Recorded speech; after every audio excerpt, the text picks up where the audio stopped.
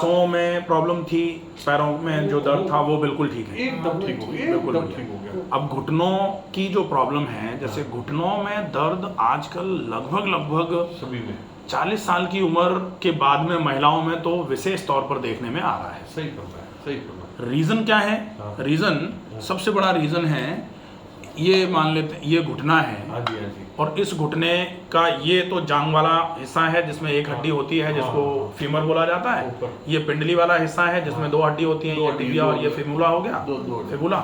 और एक हड्डी होती है ये जिसको अपन, ये वाली जो छोटी है ना, इसको पटेला बोलते हैं, घुटने की पाली बोला जाता है, पाली घुटने की बोला कटोरा। अब ये 4 हड्डियां मिलकर के घुटना बना रही हैं। अब ये घुटना क्यों खराब हो जा रहा है, हाँ। और अगर खराब हो जा रहा है तो कैसे ठीक हो सकता है, ये पूरी चीजें अगर केवल समझ ली जाएं उनको तो इस घुटने की समस्या से 100% आराम मिल जाएगा। अदरवाइज लोग ऑपरेशन कराने के बाद भी पूरा आराम नहीं मिला, नहीं मिला। हमारे गली में कराया सब जगह। हाँ, बेकार, कोई मतलब नहीं। कोई मतलब नहीं। अब क्या गड़बड़ी हो रही है, नुकसान क्या हो रहा है घुटने में? ऊपर की हड्डी ने नीचे की हड्डी पे वजन डाला, और ऊपर और नीचे की हड्डी के बीच में ये जो मेनिस्कस है, ये जो गद्दी है, इस गद्दी पर जब ज्यादा वजन आया तो ये गद्दी या तो फट गई या फिर घिस गई, डिजनरेटिव चेंजेस आ गए। अब जब ज्यादा वजन पड़ा है ऐसे करके बार बार करके, तो ये जैसे जो वजन पड़ रहा है ना, ये तो ये जो वजन है, ये जोर जो है, ये नीचे की इस गद्दी को घिसने का काम करेगा, इधर की और ये दोनों घिस जाएंगी। अब जब ये गद्दी घिस जाएगी तो ऊपर की हड्डी नीचे की हड्डी पर डायरेक्ट जोर डालना चालू कर देगी, प्रेशर लगना चालू हो जाएगा, टकराएगी। जैसे गद्दी, जैसे इसमें गद्दी है ना चेयर पे, तो अपन बैठते हैं तो ज़्यादा दिक्कत नहीं आती। इसमें गद्दी नहीं हो, स्टूल पे लकड़ी के पाटे बैठे हैं तो फिर दर्द हो जाता है लोगों के। तो वो जो चीज़ें हैं, ऐसे ही जब ये गद्दी घिस जाती है तो ऊपर की हड्डी नीचे की हड्डी पे डायरेक्ट हिट करना चालू करती है, और उसी के बीच में यहाँ जो मेम्ब्रेन होती है जिसमें फ्लूइड भरा रहता है, जिसको ग्रीस कहते हैं, वो ग्रीस निकल जाती है, फ्लूइड के लीकेज हो जाते हैं, क्योंकि मेम्ब्रेन में रप्चर हो जाता है, मेम्ब्रेन में पंक्चर हो जाता है। अब जब ये निकल के बाहर आ जाएगा फ्लूइड, तो फिर ऊपर की हड्डी नीचे की हड्डी पे और ज़्यादा टकराना चालू करेगी। अब कब ज़्यादा टकराएगी? जब हम जमीन पर बैठ गए हैं और खड़े होंगे तो जोर ज़्यादा पड़ेगा, और बहुत प्रेशर के चक्कर में ये और ज़्यादा घिसेगी और ज़्यादा दर्द होगा। आप जब सीढ़ी चढ़ोगे तब भी घुटने पे ज़्यादा जोर पड़ेगा, तब बहुत दर्द होगा। आप जब पालथी लगाओगे तब घुटना इस तरीके से मुड़ेगा, तब ज़्यादा दर्द होगा, ठीक है। और जब आप इंडियन कमोड पर बैठ करके खड़े होगे तो जमीन पर बैठ के खड़े होने के जैसा ही हो गया, तो उसमें दर्द होगा। इसलिए अपने को ये सारी चीज़ें अवॉइड करनी है जब तक आराम नहीं मिल जा रहा है, तब तक के लिए। कुर्सी पे बैठना है, कुर्सी पे बैठना है, नहीं बैठना, और कुर्सी भी कितनी ऊंची होनी चाहिए? कम से कम 15 इंच से ऊपर की हाइट की चीज़ों पे आप बैठो। वैसे तो 21 इंच से ऊपर की पे बैठोगे तो बहुत अच्छा रहेगा। तो क्या पग लटकते रहना चाहिए? पर मतलब इस तरीके से बैठना है। ये बात है, देखो ये बैठे हैं, और आपका हिप जॉइंट जो है वो ऊपर रहे और आपका नी जॉइंट जो है वो नीचे रहे, तब तक आप बैठे हो, तब तक तो ठीक है। ये ऊपर, जैसे ये भैया बैठे हैं, अब अगर आप सही दोनों पैरों को मिला के बैठोगे तो अब आप देखो कि हिप जॉइंट और घुटना लगभग पैरेलल आ गया, क्योंकि हाइट थोड़ी ज्यादा है। अब अगर ये थोड़ी और नीची जगह पे बैठ जाए, मान लो सोफे की गद्दी हटा दें और फिर बैठोगे, तो ये तो घुस जाएगा नीचे और घुटने हो जाएंगे ऊपर। अब आप उसमें से खड़े हो गए और बाय चांस आपके घुटने में दर्द है तो दर्द बढ़ जाएगा। अच्छा, तो कहाँ तक बैठना है? ऐसे बैठने की स्थिति, जैसे ये बैठे हो आप, आपका घुटना नीचे है, आपका हिप जॉइंट ऊपर है, अब आप इस पे से खड़े हो गए, आपको दिक्कत नहीं है, कोई दिक्कत नहीं आएगी। इसको और नीचे कर दो, स्टूल को बिल्कुल नीचे कर दो, आपका घुटना ऊपर हो जाएगा, हिप जॉइंट नीचे हो जाएगा, आप उठ के बैठ के उठोगे, दर्द आएगा।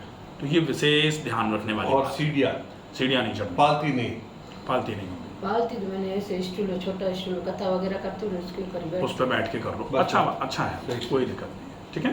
ये हो गया। अब हम देखें कि ये जो डिजेनरेशन हुआ, गद्दी घिस गई, ग्रीस निकल गई, ये सब हो क्यों गया? भाई हो तो गया, ये तो समझ में आ गया। रीजन क्या था?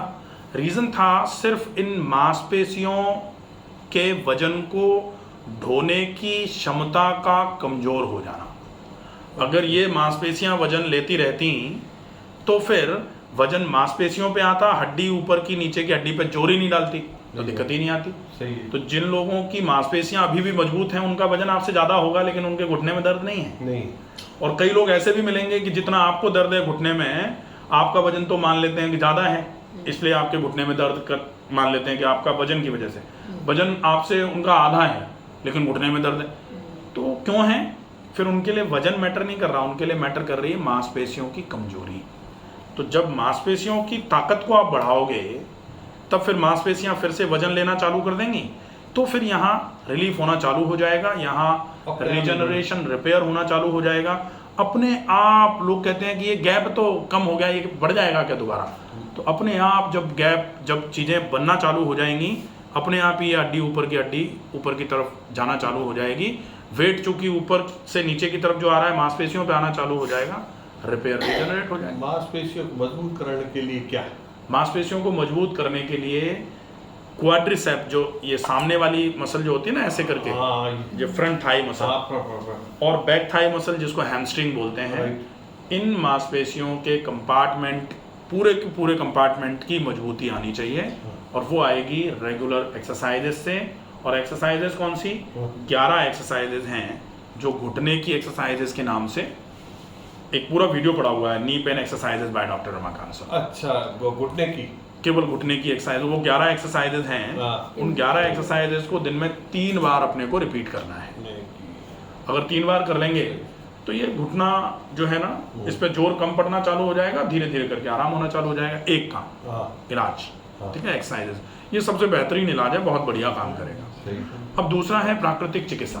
तो प्राकृतिक चिकित्सा में घुटने के चारों तरफ गर्म ठंडा सेक करना चालू करो। सुनो, गर्म पानी की थैली और ठंडे पानी के गीले कपड़े से गर्म ठंडा, गर्म ठंडा, गर्म ठंडा, गर्म ठंडा, 2 मिनट गर्म, 1 मिनट ठंडा, 5 बार रिपीट करके 15 मिनट। घुटने के आसपास में, घुटने के चारों तरफ पूरा, ठीक है। इसको दिन में 1 बार कर लिया, और जब ये सेक गर्म ठंडा करके फ्री होंगे तो फिर ऊपर से ऊनी कपड़ा बांध देना, मफलर बांध दो या आपको ऊनी पट्टियां है, ये पट्टी बांध देंगे, बढ़िया रहेगा। दूसरा इलाज हो गया। अब तीसरा इलाज जो घर में बहुत आसानी से हो सकता है, वो है घुटने में जिनको भी दर्द है वो इस इलाज को घर में ही कर सकते हैं, और इलाज है कंप्रेस। कंप्रेस आप हल्दी, गुड़, मेथी की पुलटिस लगा सकते हो, या फिर ऑयल का कंप्रेस कर सकते हो। तो ऑयल कंप्रेस कैसे करोगे? घुटने सीधे बैठ गए, घुटनों पे अच्छे तरीके से कोई भी ऑयल लगा दिया दर्द का, ऊपर से पॉलीथीन डाल दी, पन्नी, उस पन्नी के ऊपर से गर्म पानी की थैली को ऐसे करके हल्का गुनगुना पानी भर के घुटने के ऊपर रख दिया, और उसको कंबल से ढक दिया। अच्छा, थैली को भी कंबल से ढक दिया। इसको लगभग कम से कम 15 मिनट के लिए लगा के छोड़ना है। ये ध्यान रखना है कि थैली में उतना ही गर्म पानी भरा जाए जितना सुहाए आपको। अगर ऐसा लगे कि जलन सी लग रही है तो तुरंत हटाओ, अदरवाइज जल जाएगा घुटना।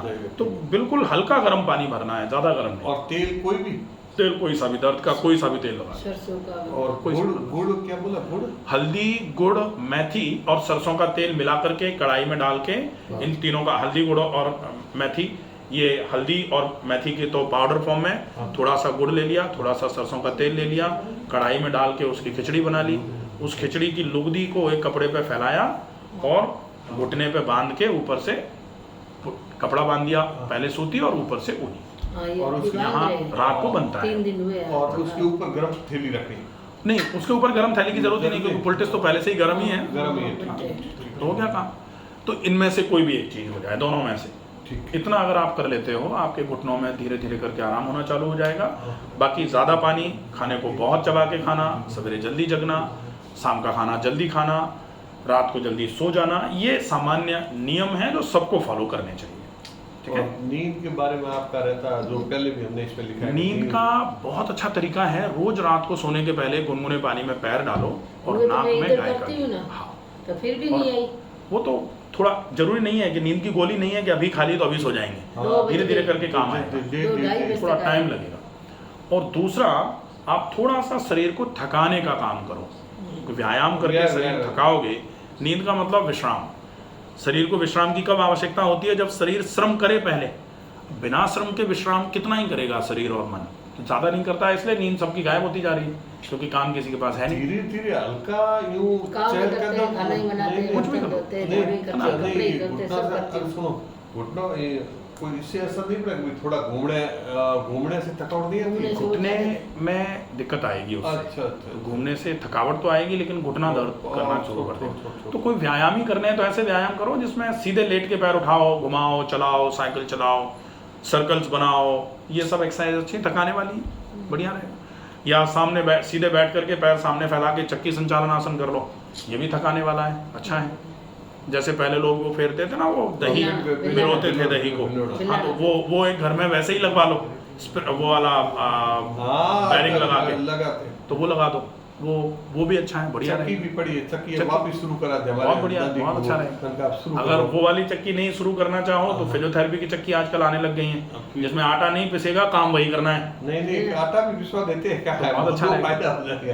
बहुत और बढ़िया भिगोना भी कर सकती है वैसे पहले बहुत- भिगोना, आटा गूंदना, ऐसे वो काम चक्की में थे, पीसती, अब 4 बर्तन धोना, हल्दी सब 5 रोटी बनाना, इसको काम नहीं कह सकते। अब ये को काम थोड़ा काम तो गया साहब।